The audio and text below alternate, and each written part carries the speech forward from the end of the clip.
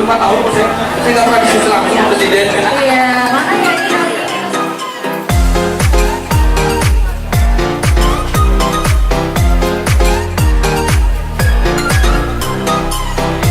Alhamdulillahirrahmanirrahim, kami ucapkan selamat datang kepada Bapak Insinyur Haji Joko Widodo yang sudah berkenan hadir di Bapak kan super Sabang tuh. Iya. Nah, ketika Bapak Sabang langsung adanya sel Sabang. Benar. Nah kalau kita ingat lagi kenapa ada sel Sabang di Sabang gitu? Apa sel Sabang di Sabang? Ada sel edisi di Sabang gitu ya. Ada edisi sel Sabang. Itu karena memang pemerintah tuh sangat paham gitu ya kan potensinya Sabang itu sendiri di daerah Aceh. Gitu. Sama teman-teman milenial di Aceh Pak. Assalamualaikum, sehat semua. Kok kayak lemas-lemas nih? Hujan mungkin Pak. Hujan, oh kalau tetap semangat. Bangun Aceh. Alhamdulillah. Tahu ya. Inter Milan tahu Inter Milan. Iya. Iya. Terima kasih Pak udah hadir. Silakan duduk Pak. Silakan duduk Pak. Sudah selesai break asar kita ya. Empuk Pak. Ibu juga silakan Bu. Kita tukeran Pak. Oh ya kita tukeran ya. Oke, sana. Mohon maaf ya. Ya. Kita duduk mulai silakan kita duduk. Iya. Duh. Aduh. Aduh. Samping presiden ya. Agak takut saya. Aduh, biar kecipratan. Iya. Selamat datang Pak, Ibu. Boleh Pak? Mungkin silakan mau Sapa dulu, ya. teman-teman kita. Selamat siang. Assalamualaikum warahmatullahi wabarakatuh.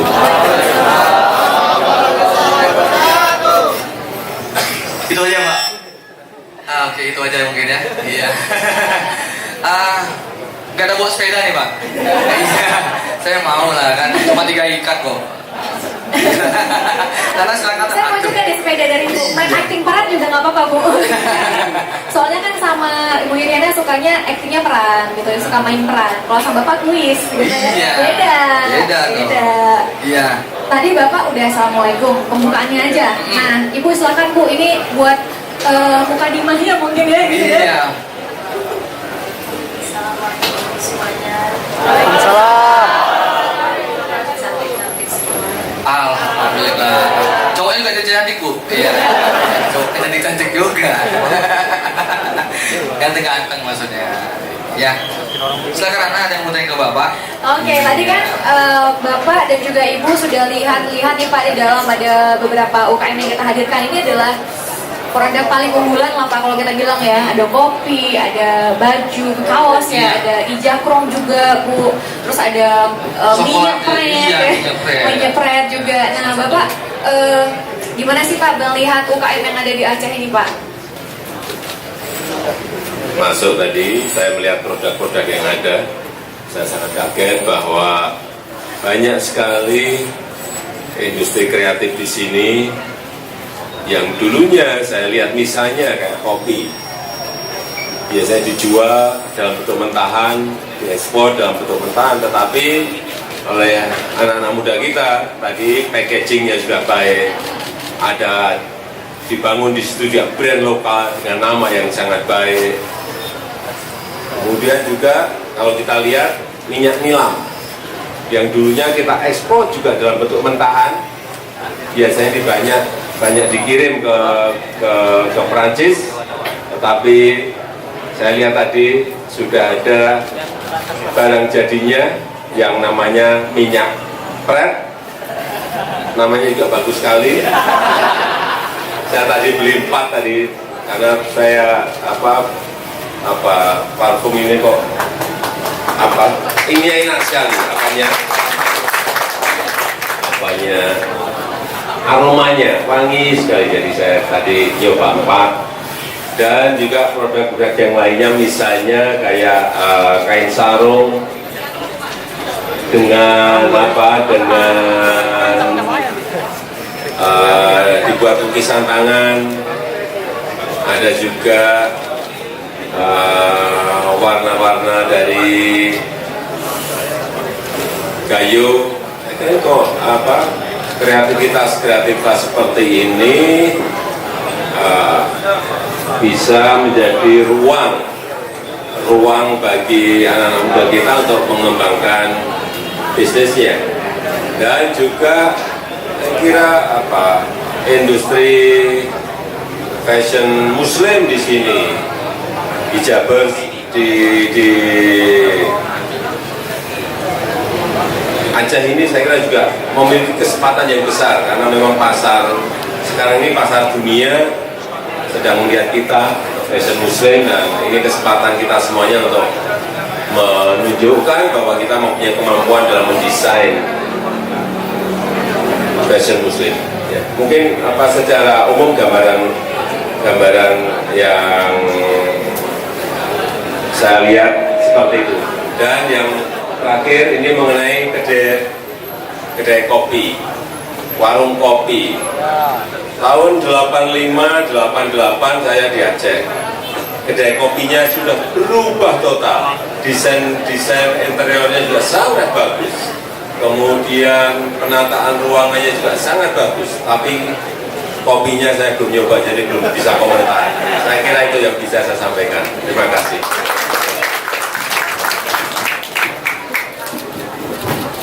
Ya, saya berdua ya. Boleh saya satu ya. Ya kayak Bapak. Ya, mungkin dari teman-teman nih yang mau bertanya, kita kasih kesempatan untuk bertanya. Oke, dari Lisa mungkin. Silakan Ana. Assalamualaikum warahmatullahi wabarakatuh. Perkenalkan Pak, saya Lisa. Saya dari Pegiat Wisata. Pegiat Wisata saya perwakilan dari teman-teman Duta Wisata Aceh, Pak. Ya. Jadi kita tahu bahwasanya program dana desa Bapak cukup banyak ya Pak ya. Ada nggak sih Pak poin yang mengkhususkan untuk pembangunan desa wisata di Aceh? Karena kita tahu bahwasanya di Aceh ini mempunyai 2 desa, yaitu di Aceh Besar ada desa Nusa, kemudian di Sabang ada desa Jaboy. Itu adalah desa wisata yang cukup berkembang Pak. Jadi di Sabang, Kabupaten Aceh Besar, satu itu ada desa Nusa yang sedang berkembang sekarang, desa wisatanya. Kemudian di Sabang ada desa Jaboy. Nah, ada nggak sih Pak kiat-kiat dari atau poin yang mengkhususkan dana desa itu untuk pengembangan desa wisata? Terima kasih. Assalamualaikum warahmatullahi wabarakatuh. Ini cerita ya. Sebetulnya dana desa ini, dana desa seluruh tanah air itu di 2015 kita sudah kan kurang lebih 20,7 triliun, 2016 47 triliun, 2017 60 triliun, 2018 60 triliun. Sampai saat ini sudah kita berikan anggaran dana desa itu ke daerah itu 187 triliun. Ini banyak anak muda nggak tahu. Untuk apa? Memang karena infrastruktur desa ini sangat jelek sekali sebelumnya. Dalam 4 tahun ini banyak digunakan untuk bangun jalan, bangun jembatan, bangun irigasi. Tetapi beberapa desa sudah mulai masuk ke desa wisata. Saya berikan contoh desa Ponggok, ini di Jawa Tengah. Membuat di situ ada umbul air, kemudian dibuat desa wisata. Setahun berapa income desa itu? Ada yang tahu? 14 miliar setahun. Kalau desa Ponggok di Jawa Tengah bisa, ada lagi desa di Gunung Kidul,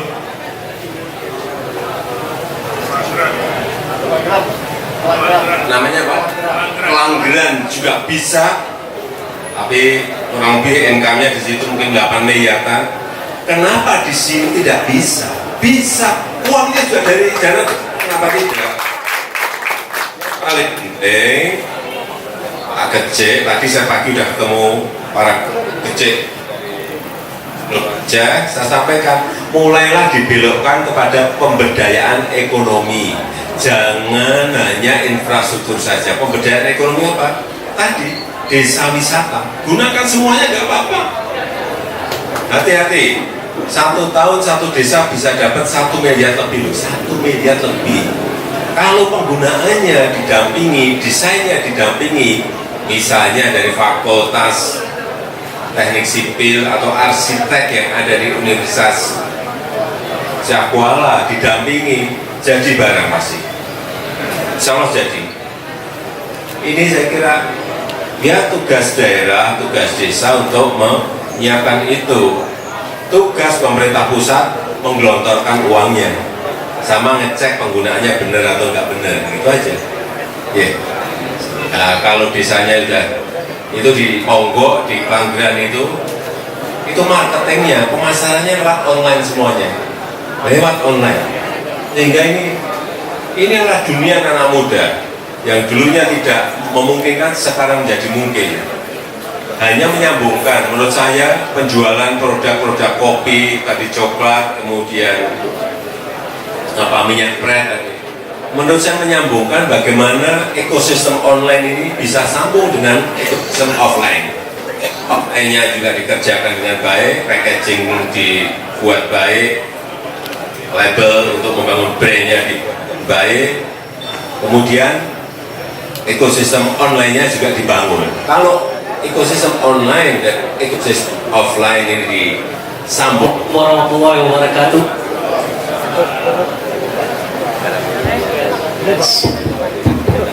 Ya, rekan-rekan memendung. Ya, jadi Pak, lu tanya, mau tanya Pak. Jadi saya nama saya Hadi, saya konten kreator. Selaku konten kreator, semestinya saya pengen di Aceh itu ada satu tontonan gitu, seperti bioskop. Tanya bioskop ada kan? Nah, jadi gitu Pak. Ya kita tahu carian Islam di Aceh itu sangat luar biasa. Nah, jadi dengan adanya bioskop itu mungkin lebih termotivasi untuk anak-anak seperti kami. Bisa berkreativitas lagi, membuat karya film atau apa. Dan jadi kami ini kalau ingin menonton harus ke Medan Pak, jauh jadi. Biayanya mahal gitu, belum lagi tiket ongkos. Nah, jadi dengan adanya di sini kami juga bisa mengapresiasikan karya-karya filman lokal. Ya, terima kasih. Terima kasih, tepukan kasih dong. Ya, ini kayak bioskop ya. Ya, kita sedih tuh, kita hiburan kita. Solusinya Pak? Ya, untuk urusan bioskop mungkin lebih baik untuk bertanya ke Pak Gubernur.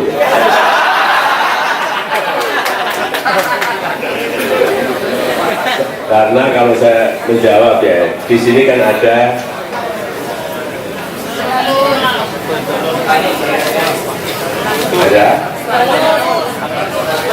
peraturan syariah yang harus diikuti. Jadi mungkin lebih baik kalau yang menjawab itu Pak Gubernur.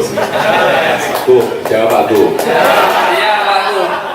Saya tak mendengarkan. Mungkin Pak Bu mau beri jawabannya? Iya. Ya, terima kasih Pak Hadi tadi ya. Izin Pak Presiden. Sebenarnya pertanyaan ini yang berwenang menjawab itu Pak Wali Kota. Ya, tapi karena Wali Kotanya nggak ada, saya bantu menjawab. Jadi benar Pak Presiden, kita kan ada kanon syariah Islam. Dalam kanon syariah Islam bukan tidak boleh bioskop, tapi bioskop itu boleh dibangun dengan persyaratan yang agak spesifik. Tapi yang saya tangkap dari agenda hari ini Pak Presiden, mungkin yang kewenangan gubernur kita bangun pusat perfilman mungkin. Kalau bioskop kan nanti masuk bioskop film barat nih masuk. Mungkin pusat riset film atau pusat perfilman seperti pusat perfilman Usman Ismail di Jakarta. Kalau itu wewenang gubernur. Terima kasih. Ada nggak sih Pak pesan yang bisa Bapak sampaikan ke kita semua di sini yang kalau kita lihat kebanyakan sih mindsetnya tuh pengen jadi PNS. Ada 86.000 sekian yang daftar PNS, slotnya cuma 5.000, yang lulus kemarin hanya 100-an Pak. Nah itu tuh yang jadi masalah di Aceh Pak. Ada nggak sih Pak saran juga? Ya, ini urusan CPNS tadi ya. Anak saya yang perempuan ini pernah daftar 3 tahun yang lalu, terus nggak keterima, terus ya kapok. Terus sekarang mulai pada masuk ke bisnis kopi. Kalau yang kecil kan bisnisnya pisang goreng. Kalau yang gede bisnisnya martabak. Tapi saya melihat ya anak-anak muda seperti saudara-saudara semuanya itu kalau ada peluang itu cepat sekali. Anak saya kecil itu masih kuliah, kemudian dapat kesempatan punya partner pisang goreng, buat pisang goreng, pisang nugget. Bikin satu, untung langsung dalam waktu cepat. Saya ngomong apa adanya, tanpa saya bantu serupiah pun, langsung cepat, membangun di mendirikan di Jakarta, kemudian Pekanbaru, kemudian Medan, kemudian Surabaya, kemudian Semarang, kemudian baru muter. Saya pikir setahun paling dapat 15 outlet itu. Ternyata sekarang sudah 54 outlet. Ya bedanya pikiran yang sudah tua sama yang masih muda seperti itu. Bedanya itu aja. Tapi nggak pernah pulang. Itu aja yang saya agak waduh dulu. Kalau Sabtu Minggu pulang, sekarang kalau Sabtu Minggu pasti bukaan di mana. Ya itulah menurut saya kemandirian, tanggung jawab pribadi sudah dibangun sejak muda. Ya, dan saya perlu menyampaikan kalau peluang di PNS memang tidak dapat, ya bisa aja ke swasta. Swasta nggak bisa, ya bisa dicoba menjadi wira swasta. Saya rasa itu yang bisa saya sampaikan. Terima kasih. Assalamualaikum warahmatullahi wabarakatuh. Bapak terakhir? Ya, Jadi Bu. Untuk semuanya, jangan mudah menyerah dalam usaha. Baik. Jangan menyerah dalam usaha. Terima kasih Ibu. Terima kasih Ibu dan juga Bapak atas kehadirannya di sini. Jangan menyerah dalam berusaha. Pak, terakhir kalau misalnya di Malaysia ada Mahathir Muhammad memberikan posisi untuk Bro Sadik, Pak. Di Indonesia kira-kira kalau ada periode kedua ada posisi nggak Pak untuk generasi milenial di kementerian? Saya balik sekarang, pilihkan satu. Pilihkan. Siapa? Masa mengajukan diri sendiri? Ya Sadik itu umur, saya ketemu tuh dia masih umur 25 tahun. Di kita yang umur 24-25 yang lebih baik saya kira banyak. Tinggal kita pilih nanti, satu kita pilih nanti. Ya, nggak tahu mungkin bisa dari dunia kreatif, bisa dari dunia olahraga, bisa dari dunia yang lainnya. Ya. Baik, terima kasih Bapak dan juga Ibu Irina. terima kasih. Iya Bapak. Boleh foto bersama dengan teman-teman milenial ya? Ya.